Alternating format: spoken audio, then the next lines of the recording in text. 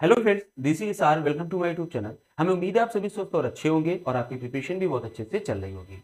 हम लोगों ने जो सीडीपी का पहला टॉपिक किया था बाइगोस्की सर का सामाजिक सांस्कृतिक विकास का सिद्धांत, जिसको आपके द्वारा बहुत अच्छा रिस्पॉन्स मिला। ये सेकेंड टॉपिक है और ये टॉपिक इतना इंपॉर्टेंट है कि आपकी परीक्षा में जो क्वेश्चंस का एक सोच होती है कि किस सोच के क्वेश्चंस आएंगे, किस तरह का हमें अपना उसमें संज्ञान लगाना है, वो चीज आती है एनसीएफ 2005 से। कहना अतिशयोक्त ना होगा किसी ने अगर एनसीएफ 2005 को ही बहुत अच्छे से पढ़ लिया तो उसके लिए पेपर करना या एक अच्छा स्कोर करना बहुत बड़ी बात नहीं रहती है। ठीक है, हमने इस टॉपिक को इतने अच्छे से तैयार किया है आपके लिए, इतनी मेहनत की है इसमें कि पहले पेज में आपको हमने इसके फैक्ट्स सभी बताने की कोशिश की है। बाकी यहाँ पर बहुत सारे कुछ तथ्य हैं जो कि आपको पता होने बहुत जरूरी है पढ़ने से पहले, और आगे हमने इसके मार्गदर्शी सिद्धांतों के बारे में आपको बताएंगे बहुत अच्छे से डिटेल में। साथ ही साथ यहाँ पर कुछ सुझाव जो दिए गए थे एनसीएफ की ओर से, प्रमुख सुझावों को यहाँ पर रखा है, विद डायग्राम रखा है, ताकि चीजें बहुत अच्छे से क्लियर हो जाए। आगे जितने भी आप पॉइंट देखेंगे इनको बहुत अच्छे से तैयार किया। ठीक है, तो मेरे कहने का मतलब है आप इस पूरे टॉपिक को देखिए, समझिए। हमें पूरी उम्मीद है कि आपका सीटेट का ये महत्वपूर्ण टॉपिक बिल्कुल यहाँ से रेडी होके जाएगा और आपको आपके आने वाले एग्जाम में पूरी इसकी बेनिफिट मिलेगा। ठीक है, चलिए शुरू करते हैं। राष्ट्रीय पाठचर्या की रूपरेखा 2005। अगर हम यहाँ पर बात करें 2005 से मतलब है कि 2005 में आया था, और इससे पहले की जो पाठचर्याएं हैं वो क्रमशः, यानी एनसीएफ की ही बात करें तो वो क्रमशः 1975, 1988 और सन 2000 में आई थी। ठीक है, तो ये तो फैक्ट्स हो गए, लेकिन आपको पता होनी चाहिए 1975, 1988 और 2000 में इसके इससे पूर्व की पाठचर्याएं आई थी, पहली बात।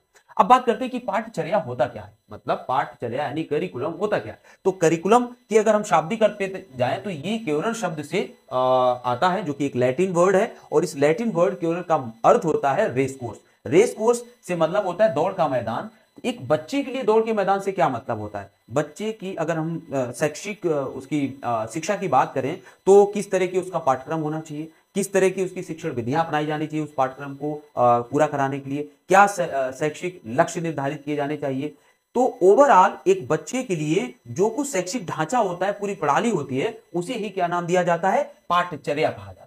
यहाँ पर लिखा भी है पाठचर्या के अंतर्गत पाठ्यक्रम क्या क्या आता है, पाठ्यक्रम, पाठ्य पुस्तकें, शैक्षिक लक्ष्य और शिक्षण विधियां, संपूर्ण शैक्षिक प्रणाली हेतु जो कुछ भी तामझाम बच्चे के लिए तैयार किया जाता है जिससे कि एक बच्चा पढ़ के आगे बढ़ता है, उसे ही क्या कहते हैं, पाठचर्या कहते हैं। ठीक है, तो किसी भी देश की पाठचर्या डिसाइड करती है कि वहां पर क्या पढ़ाया जाना है और कैसे पढ़ाया जाना है। ठीक है, अब बात करते हैं कुछ चीजों की। अगर हम एनसीएफ की बात करें तो एनसीएफ ये बना कैसे, तो एनसीएफ 2005 की जो रूपरेखा है, सन 1992 में प्रोफेसर यशपाल की अध्यक्षता में कमेटी गठित की गई थी, जिस कमेटी से यह कहा गया था कि आप बच्चों की शिक्षा को बेहतर करने के लिए कुछ सुझाव दीजिए या एक रिपोर्ट तैयार कीजिए। तो इन्होंने अपनी रिपोर्ट को तैयार करके सौंपा था 1993 में। ठीक है, 1993 में सौंपा था, और उस रिपोर्ट का जो शीर्षक था शिक्षा बिना बोझ के। ठीक है, लर्निंग विदाउट बर्डन, इस नाम से वो रिपोर्ट सौंपी गई थी। उस जो समिति थी प्रोफेसर यशपाल की अध्यक्षता वाली, उस रिपोर्ट ने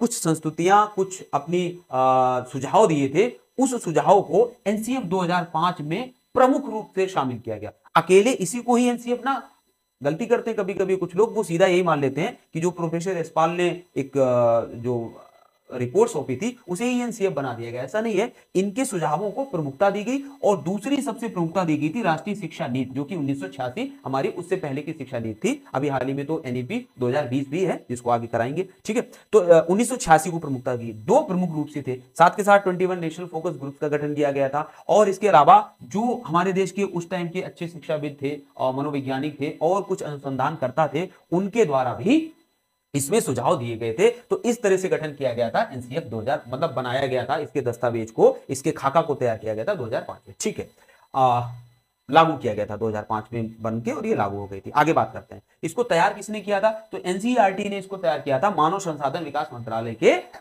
निर्देश पर, और मानव संसाधन विकास मंत्रालय जिसे आप शिक्षा मंत्रालय के नाम से भी जानते हैं। ठीक है, अब इसकी अगर हम प्रमुखता से बात करें तो ये रचनावाद पर आधारित है, कंस्ट्रक्टिविज्म पर आधारित है। ठीक है, कंस्ट्रक्टिविज्म पर आधारित है। रचनावाद ये कहता है कि बच्चा एक्टिव लर्नर होता है, उसको अगर अच्छा एटमॉस्फेयर एनवायरमेंट दिया जाए तो बच्चा स्वयं से ज्ञान का निर्माण करता है, और अगर जरूरत पड़े तो उसकी सोसाइटी में थोड़ी हेल्प करके, यानी इस तरह से बच्चे को प्रमुखता से केंद्र में रख करके जो शैक्षिक ढांचा तैयार किया जाता है उसे ही रचनावाद कहते हैं। ठीक है, जीन प्याजे सर इसकी प्रमुख रूप से इसकी सपोर्ट करते हैं इसको। बाकी कुछ एक दो फैक्ट्स और लिखे हैं। रविन्द्रनाथ टैगोर जो हमारे देश के रविन्द्रनाथ टैगोर जी, आप सभी जानते होंगे, इतने महान लेखक, उनका एक निबंध था सभ्यता और प्रगति।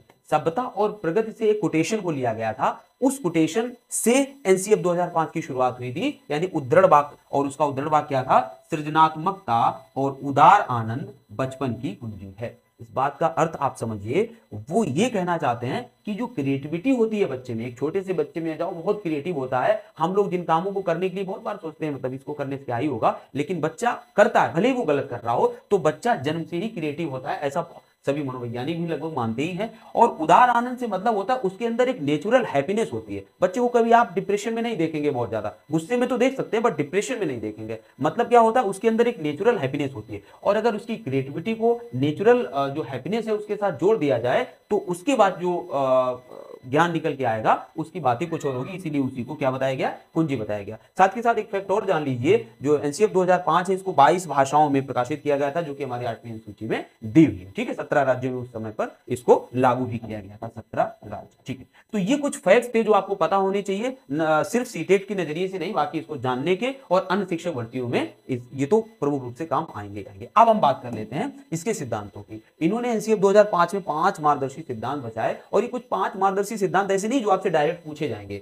ये सभी एक सोच है जो कि लिखी हुई है, और एक भी यहां पर सिद्धांत ऐसा नहीं है जो दूसरे से अलग हो। ये सभी इंटर रिलेटेड है। ये चीज अभी हम आपको प्रूव करके दिखाते हैं। कैसे? पहला जो इनका है, ज्ञान को स्कूल के बाहरी जीवन से जोड़ा जाए। देखिए, ये कहना चाहते हैं कि सिर्फ बच्चे को आपने पाठ्य पुस्तकें दे दी, और आपने विद्यालय की व्यवस्था कर दी, टीचर की व्यवस्था कर दी, और आप सोचते हैं कि जो भी बुक्स में लिखा है वो एज इट इज बच्चे को कराया जाए, तो बच्चा बहुत अच्छा यूं कहें नागरिक बनेगा, या यूं कहें बहुत क्रिएटिव बन के बाहर आएगा। ऐसा नहीं है। इन्होंने कहा है ज्ञान जो उसको दीजिए वो उसके बाहरी जीवन से जोड़िए। बाहरी जीवन से मतलब होता है बच्चे का एक एनवायरनमेंट होता है। अगर हम उसको कुछ सिखाना चाहते हैं, तो उस सिखाई जाने वाली चीज को अगर हम उसके एनवायरनमेंट से जोड़ के बताते हैं, तो सबसे सरल हो जाता है उसके लिए सीखना, पहली बात। अब एक बात आप भी जानते होंगे कि कुछ भी अगर सिखाया जा रहा है, किसी को भी कुछ भी सिखाया जा रहा है, तो वो आ कहां से रहा है? वो हमारे वातावरण से ही आ रहा है। सिखाई जाने वाली प्रत्येक चीज वातावरण में ही उपस्थित है। तो अगर हम जो सिखाना चाहते हैं उसको वातावरण से जोड़ देंगे, तो सीखना कितना आसान हो जाएगा, या आपको बताने की जरूरत है नहीं, इतना तो आप सभी बहुत अच्छे से जानते होंगे। दूसरा क्या? पढ़ाई को रटंत प्रणाली से मुक्त किया जाए। देखिए, जब आप सिर्फ बुकिश नॉलेज उसको नहीं दोगे, किताबी कीड़ा नहीं बनाओगे, आप बाहरी जीवन से जोड़ोगे, एक्टिविटीज करवाओगे, सब कुछ करवाओगे, तो जाहिर सी बात है वहां पर रटंत प्रणाली बिल्कुल दूर हो जाएगी। मतलब इससे ये पूरी तरह रिलेटेड है। जब किताबों से हटके बाहर जीवन से जुड़ रहे हो, तो रिटर्न प्रणाली का वहां कोई मतलब नहीं है। मतलब आप एज इट इज बुक्स में जो लिखा है उसको तैयार नहीं करेंगे, आप अपना वहां पर संज्ञान लगाएंगे और एक ऐसे वे में सोचेंगे ताकि कुछ क्रिएटिव थॉट्स बाहर आए। आगे देखिए, थर्ड है परीक्षा प्रणालियों को लचीला बनाना तथा कक्षागत गतिविधियों से जोड़ना। देखिए, परीक्षा प्रणालियों को लचीले बनाने से मतलब होता है, एक होती है मानक परीक्षाएं। मानक परीक्षाएं क्या होती हैं? जब जो सिलेबस है उस सिलेबस के हमने सभी चैप्टर से क्वेश्चंस लिए और एक अच्छा खासा पेपर तैयार कर दिया, एक मानक पेपर तैयार कर दिया, मैथ्स का, लैंग्वेज का, हर चीज का। ठीक है, अब बच्चों को हमने दे दिया कि हाँ ये करिए। लेकिन आप सभी जानते हैं कि कतई जरूरी नहीं है कि कोई बच्चा मैथ्स या लैंग्वेज या इवन साइंस में भी बहुत अच्छा स्कोर कर जाए। हो सकता है इन किसी में भी वो अच्छा स्कोर ना करे, लेकिन ये कतई जरूरी नहीं है कि वो बच्चा किसी भी फील्ड में कुछ कर नहीं सकता है या देश के लिए उसका योगदान नहीं हो सकता है। उसको जब हम गतिविधियों से जोड़ेंगे, गतिविधियों से मतलब है कितने बच्चे होते हैं जो पढ़ाई में कमजोर होते हैं लेकिन स्पोर्ट में बहुत ही अच्छे दर्जे के होते हैं, संगीत में बहुत अच्छे दर्जे के होते हैं, और जाके वो देश का नाम रोशन कर रहे हैं और करते हैं। ठीक है, तो कहने का मतलब है कि सिर्फ परीक्षाओं के आधार पर किसी बच्चे को आगे या पीछे करना, या सिर्फ यही करना कि जो हमारा सिलेबस है वही बच्चा पढ़े, उसी में अच्छा स्कोर करे, ये कतई जरूरी नहीं है। आप उसको गतिविधियों से जोड़िए और देखिए कि आपको नई नई प्रतिभाएं सामने निकल के आएंगी, जो उसके अंदर होगा वो बाहर आएगा। बाकी वही सब आपस में रिलेटेड है। पाठ्यचर्या पाठ्य पुस्तक केंद्रित ना रह जाए। वही बात जो यहाँ पर की गई थी, जो यहाँ पर की गई थी, वो यहाँ पर की जा रही है कि पाठ्य पुस्तक केंद्रित ना रह जाए, अर्थात चौमुखी विकास पर जोर दिया जाए। बच्चे के सोशल, इसके अलावा इमोशनल और फिजिकल, मेंटल, चारों तरह के विकास हो, हर तरह का। अगर बच्चे में कुछ बाहर नहीं आ पा रही है उसकी प्रतिभाएं, तो आप उसको इमोशनली सपोर्ट कीजिए ताकि वो चीजों को खुल के अपना कर पाए। ठीक है, और उसको कैसे कर पाएंगे? जब उसको गतिविधियों से जोड़ेंगे। अगला है राष्ट्रीय मूल्यों के प्रति आस्थावान विद्यार्थी तैयार करना। देखिए, हर देश ये चाहता है कि जो हमारा बच्चा है जब वो पढ़ लिख कर समाज में एज ए सिटीजन आए, नागरिक के रूप में आए, तो वो समाज के लिए उपयोगी साबित हो, देश के लिए उपयोगी साबित हो। उपयोगिता से मतलब ये है कि जो राष्ट्र के मूल्य हैं, जो राष्ट्र की सिद्धांत हैं, उनका वो सम्मान करे, उनका वो आदर करे। आप खुद ही बताइए, अगर कोई व्यक्ति अपने देश में जो भी उसकी देश के मूल्य हैं उनका अगर सम्मान करता है तो वो कम से कम देश के बारे में या समाज के बारे में बुरा नहीं कर सकता है, ये आप सभी जानते हैं। तो इतना इतना तो किसी भी पाठ्यक्रम से उम्मीद की ही जा सकती है। ठीक है, तो ये 5 मार्गदर्शी सिद्धांत थे जो कि बहुत कुछ अलग अलग नहीं थे, सभी आपस में संबंधित थे। एनसीएफ 2005 के प्रमुख सुझाव, यहाँ पर कुछ सुझाव की बात की गई जिनको हम लोग देख लेते हैं। पहला है शिक्षण सूत्र ज्ञात से अज्ञात की ओर, ज्ञात से अज्ञात की ओर और मूर्त से अमूर्त की ओर। देखिए ज्ञात से अज्ञात का मतलब क्या होता है, जो बच्चा जानता है उससे न जानने वाली चीज के साथ उसको क्या कर दिया जाए, जैसे पहले वो चीजें बताई जाए जो उसको पता है, बाद में वो चीजें बताई जाए जो उसको नहीं पता है। तो ये होता है ज्ञात से अज्ञात की ओर। अगर हम सबसे पहले उसको जो चीज आती ही नहीं है वही बताने लगेंगे तो उसको समझने में और इवन उस एटमॉस्फेयर में, उस एनवायरमेंट में भी क्या होने लगेगी, दिक्कत। जैसे कि देखिए अगर कोई लाइंस ड्रॉ कर लेता है तो उसको हम लाइंस के बाद हम ट्रायंगल बता सकते हैं, हम उसको रेक्टेंगल बता सकते हैं। ठीक है, तो इस तरह की ज्ञात से अज्ञात की ओर का फॉर्मूला। अगला है मूर्त से अमूर्त की ओर। मूर्त से अमूर्त की ओर मतलब क्या होता है कि चीजें सबसे पहले बच्चे को, आप सभी जानते होंगे, बार बार कोई बताने वाली चीज नहीं है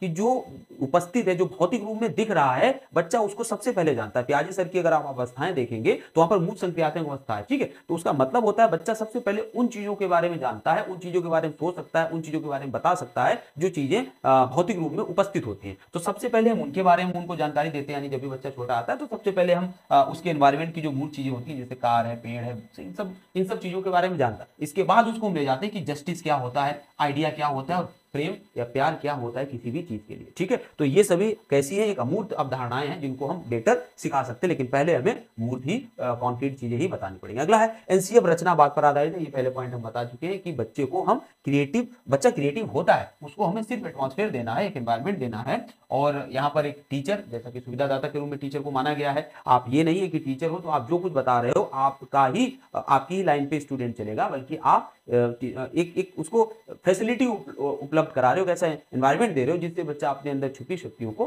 कैसा करे, बाहर निकाल पाए। तो ये देखिए क्रिएटिवनेस से रिलेटेड है ये। सूचना को ज्ञान मानने से बचा जाए। देखिए सूचना और ज्ञान दोनों में डिफरेंस है।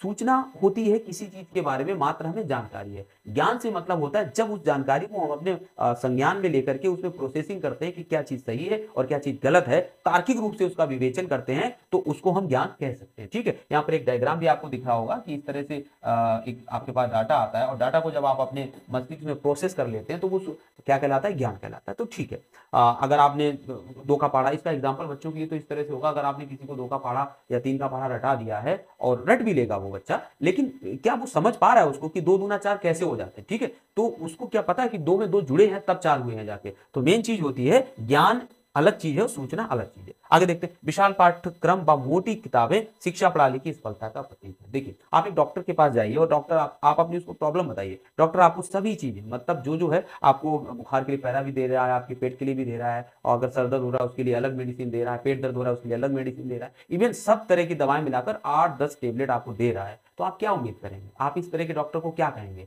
ये तो उसको नॉलेज ही नहीं है। मतलब वो आपके साथ, एक तो आपके साथ खेल रहा है और दूसरा ये कि सब कुछ दे दो, जो होना होगा, सही होना होगा हो जाएगा, अदरवाइज ठीक है। यही है किताबों का हाल। आप किसी बच्चे को सब कुछ नहीं दे सकते हो, मतलब मोटी मोटी किताबें आपने छाप ली, आपने सब कुछ दे दिया। आप उसको उसकी जरूरत के अकॉर्डिंग, उसकी आवश्यकता के अकॉर्डिंग और उसकी जो उसकी संज्ञानात्मक क्षमता है उसके अकॉर्डिंग एक सिलेबस उसके लिए होना चाहिए, मतलब पाठ्यपुस्तकें होनी चाहिए जो उसको दी जाए। तो बच्चे के अकॉर्डिंग हमें बुक्स का निर्माण करना है, ना कि बुक्स के अकॉर्डिंग हमें बच्चों का, मतलब सबके लिए एक जैसी छाप दी और सबको दे दी। ठीक है, तो दिख भी रहा होगा डायग्राम में आपको। अगला देखिए, अगला कह रहा है तर्कपूर्ण बहस के द्वारा अपने मौलिक विचार प्रस्तुत करना। देखिए बहस एक अलग विषय होता है। बहस का मतलब होता है जब आपके ही विचार बिल्कुल सही हैं, दूसरे के गलत हैं, तो उसे हम बहस कहते हैं। लेकिन तर्कपूर्ण बहस का मतलब होता है अगर दूसरे ने, सामने वाले ने कोई सही बात कही है तो एटलीस्ट आप उस बात को मानिए जो उसने सही कही है। तो हमेशा हमें बहस करनी चाहिए, लेकिन कैसी करनी चाहिए, तर्कपूर्ण बहस। तो बच्चों को पर्याप्त अवसर देना चाहिए कि वो अपने विचारों को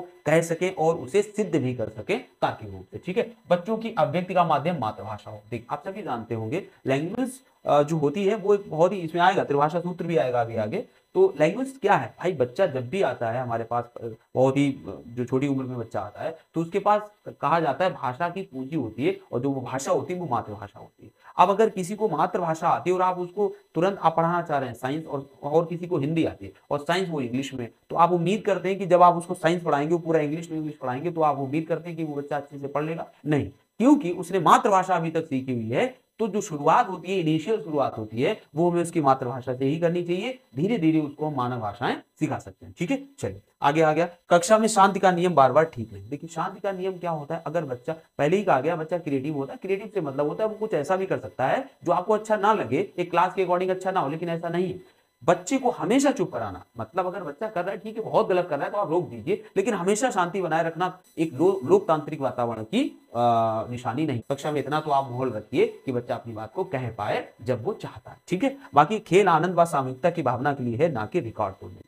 खेल के बारे में कहा जाता है कि गेम से क्या मतलब, सबसे पहले गेम के बारे में अगर बात आती है तो गेम से हम जानते हैं कि हमें मेंटल हेल्थ भी हमारी सही होती है। मतलब अगर किसी के डिप्रेशन है, चिंता है, तो अगर गेम्स में जुड़ जाता है हम लोग भी, तो उसकी डिप्रेशन कम हो जाती है। ठीक है, तो इस तरह से बच्चों के लिए भी देखा जाए, उसकी फिजिकल, मेंटल, ओवरऑल हेल्थ और लोगों में एक लीडरशिप क्वालिटी डेवलप होती है। ठीक है, कॉन्फिडेंस आता है चीजों को लेकर। तो ये सब चीज के लिए गेम्स होते हैं, ना कि सिर्फ इसलिए कि हमें आपको हराना है और हमें जीतना है। ठीक है, तो सिर्फ रिकॉर्ड तोड़ने के लिए नहीं गेम्स होनी चाहिए, बल्कि सामूहिकता की भावना के लिए, इंक्लूसिवनेस के लिए होनी चाहिए। अगला देखिए, नेक्स्ट है बहुभाषिता को संसाधन माना जाए। यही सब क्वेश्चन बनते हैं आपके सीटेट में। ये जितने भी टॉप अलग अलग हम चीजें करा रहे हैं, यही सब वहां पर एक समावेशी वातावरण, यही सब चीजें वहां पर क्वेश्चन के रूप में आती है। बहुभाषिता को संसाधन माना जाए। देखिए मल्टीलिंगुअलिज्म क्या है कि जब एक कक्षा में अगर कई तरह के बच्चे हों, मतलब कई भाषाएं बोलने वाले अलग अलग पृष्ठभूमि से हों, अलग अलग क्षेत्र से हों, तो उस तरह के जब बच्चे एक साथ होते हैं तो इसको एक रिसोर्स के तौर पे देखा जाता है। कैसे, आप सोच के देखिए कि अगर इंग्लिश बोलने वाला भी बच्चा हिंदी भी है,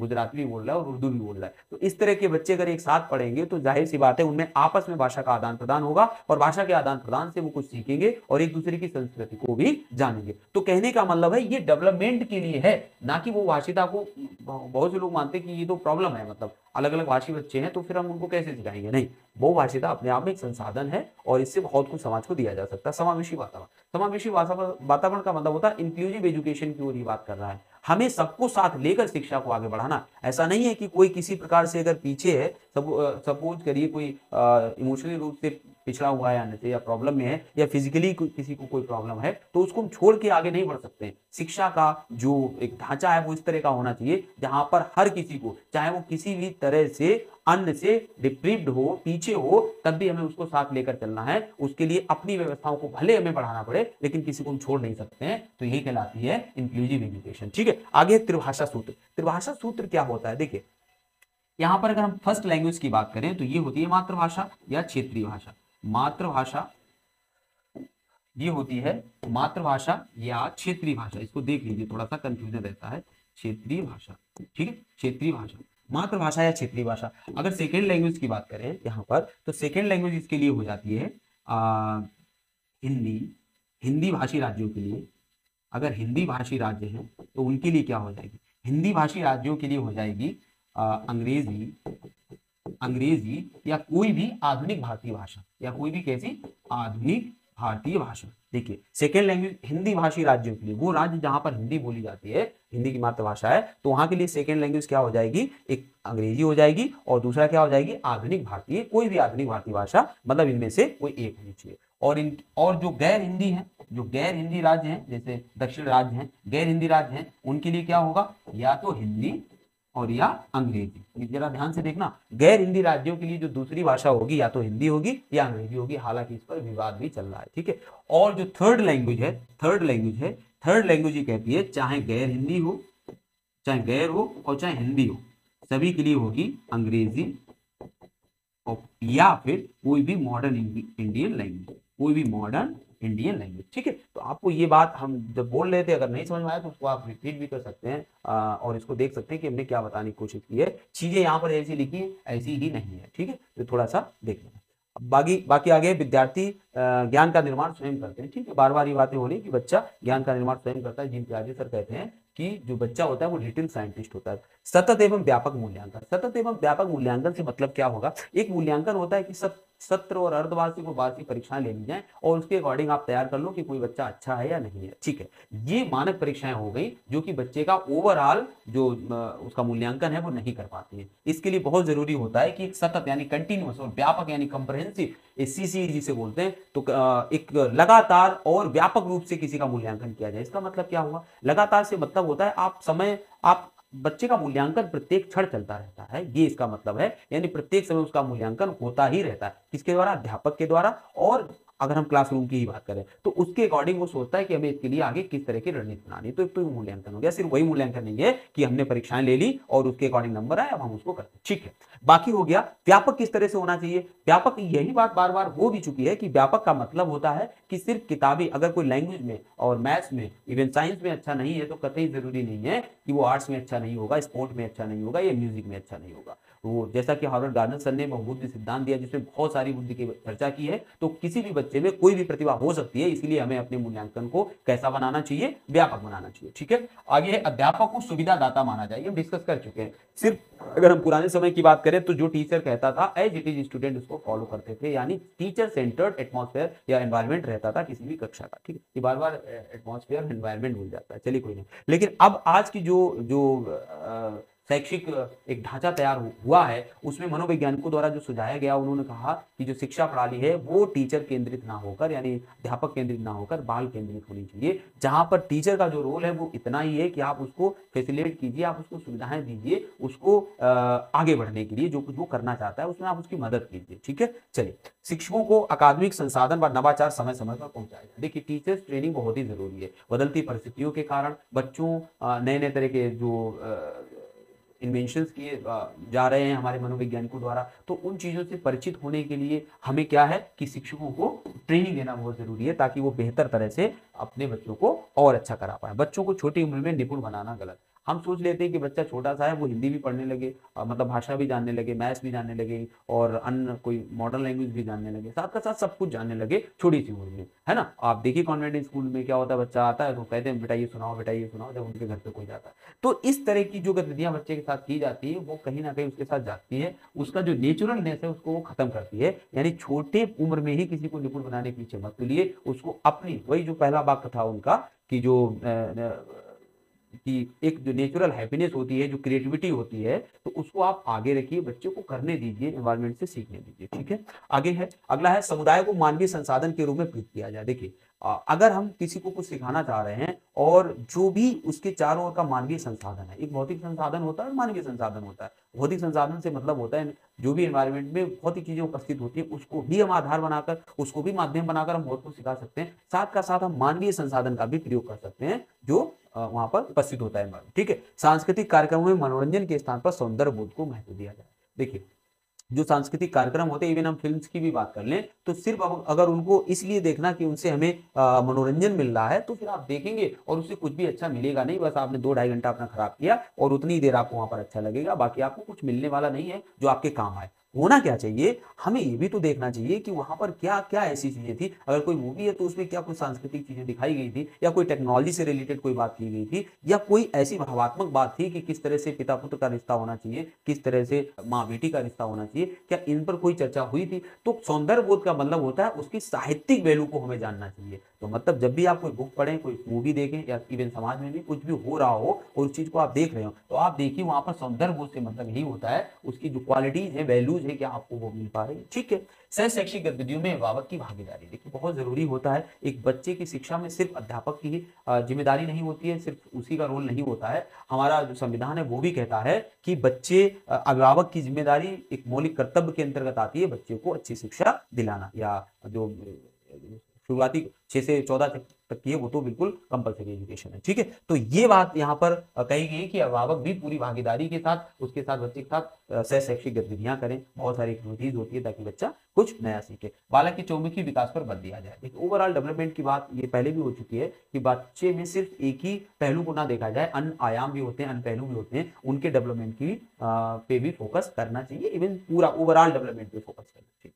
चारों भाषा कौशलों है ना, सुनना, बोलना, पढ़ना और लिखना, ये भी इस एनसीएफ 2005 का हिस्सा है। मतलब ये आपस में इंटर रिलेटेड होते हैं, चारों जो कौशल होते हैं आपस में इंटर रिलेटेड होते हैं, लेकिन एक क्रम से बच्चा सीखता है। हालांकि चारों इंटर रिलेटेड होते हैं, ठीक है। तो इसी क्रम में होता है, ठीक है। LSRW आगे है, डर और अनुशासन के स्थान पर स्वस्थ वातावरण का निर्माण किया जाए। आप डरा के किसी को शिक्षित नहीं कर सकते हैं, आप सभी जानते हैं, ठीक है। यानी कि एक ऐसा हमें हेल्दी एनवायरनमेंट तैयार करना चाहिए ताकि वहां पर बिना डरे, बहुत ज्यादा डिसिप्लिन की भी जरूरत यहाँ पर एनसीएफ मना करता है कि बच्चे को मार या डरा धमका के नहीं पढ़ाना चाहिए। हमें बच्चों को प्यार और बहुत ही सहानुभूति के साथ उसकी क्रिएटिवनेस को बाहर लाना चाहिए। ठीक है, तो ये लगभग इसके प्रमुख सुझाव थे। हमने इसके फैक्ट्स जाने, हमने इसके साथ साथ इसके मार्गदर्शी सिद्धांत जाने और जो उन्होंने सुझाव दिए उनको भी हमने जाना। बहुत अच्छे से एनसीएफ 2005 हमने देखा। इसके कुछ जो अलग अलग मैथ से रिलेटेड और अन्य सब्जेक्ट से रिलेटेड एनसीएफ के सुझाव हैं, वो जब उनको यहाँ पर कराने की कोई बहुत ज़्यादा जरूरत नहीं है। जब क्वेश्चंस आएंगे उस तरह के तो उसमें वो शामिल हो जाएंगे। ठीक है, तो आई होप आपको वीडियो पसंद आया होगा। आपको इस तरह के सीटेट से रिलेटेड हम बहुत सारे वीडियोस आपके एग्जाम तक प्रोवाइड कराने वाले हैं। अगर आपको वीडियो पसंद आया हो तो आप हमारे चैनल को सब्सक्राइब कर सकते हैं, दोस्तों के साथ शेयर कर सकते हैं, लाइक तो कर ही दीजिए। हमें उम्मीद है आपको पसंद आया होगा। Thank you for watching.